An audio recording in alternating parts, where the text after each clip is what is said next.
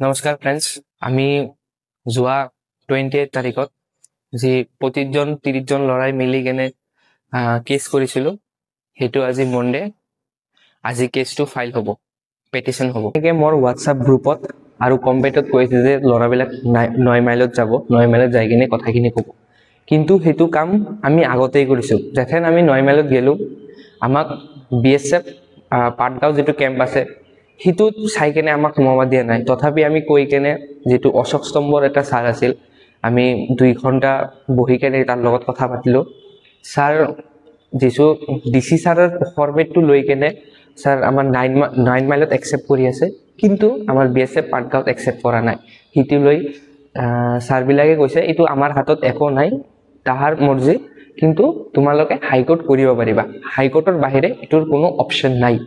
আমি যিমান বহুত চেষ্টা কৰিছোঁ, যোৱা 28 তাৰিখত আমি নৰ্থ ইষ্টৰ যিটো SSC চেণ্টাৰ আছে তাতেতো আমি যাই কথাটো কৈছোঁ, কিন্তু কোনো পজিটিভ ৰেছপন্স পোৱা নাই। হাইকোৰ্টত তোমালোকে এডভকেটৰ লগত যেথেন কথা ক'বা, গোটেইখিনি কথা তুমি সেইটো লৈ কেছ কৰিবা যে আমাৰ CRPF 9 মাইল কেম্প যিটো আছে তাতে আমাৰ ডিচিৰ লিখা ফৰ্মেটটো একচেপ্ট কৰি আছে OBC NCLৰ কাৰণে, কিন্তু আমাৰ BSF পাটগাঁৱত সেইটো লৈ একচেপ্ট কৰা নাই। আৰু তেজপুৰত যেনিবা একচেপ্ট কৰি আছে। অসমৰ 3টা চেণ্টাৰ দিছে, সেইটোত লৈ কিনে 2টা চেণ্টাৰত একচেপ্ট কৰি আছে ডিচিৰ ফৰ্মেটটো, ডিচিৰ লেখা ফৰ্মেটটো, কিন্তু BSF পাটগাঁৱত সেইটো একচেপ্ট কৰা নাই। তো সেইটোত আমাৰ চবৰ লগত ইকুৱেলিটি কৰিব লাগে, কিন্তু সেইটো আমাৰ লগত কৰা নাই। সেইটো লৈ কেছ পেটিশ্যন কৰিব পাৰিবা তোমালোকে।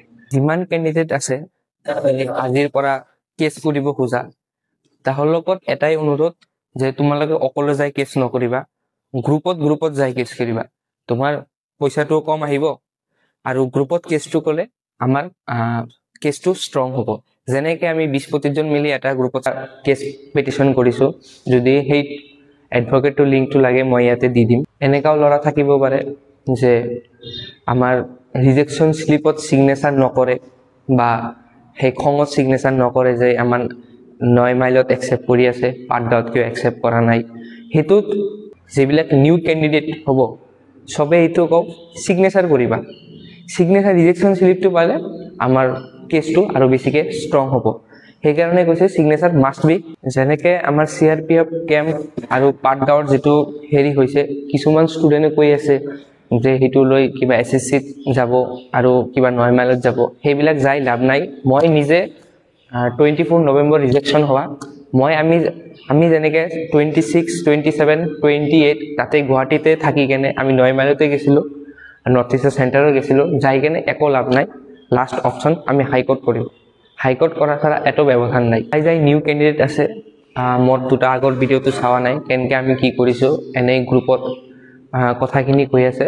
মোৰ ওপৰত মই লিংকটো মেনশ্যন কৰি দিম, তাতে যাই চাই ল'ব। ঠিক আছে, ধন্যবাদ।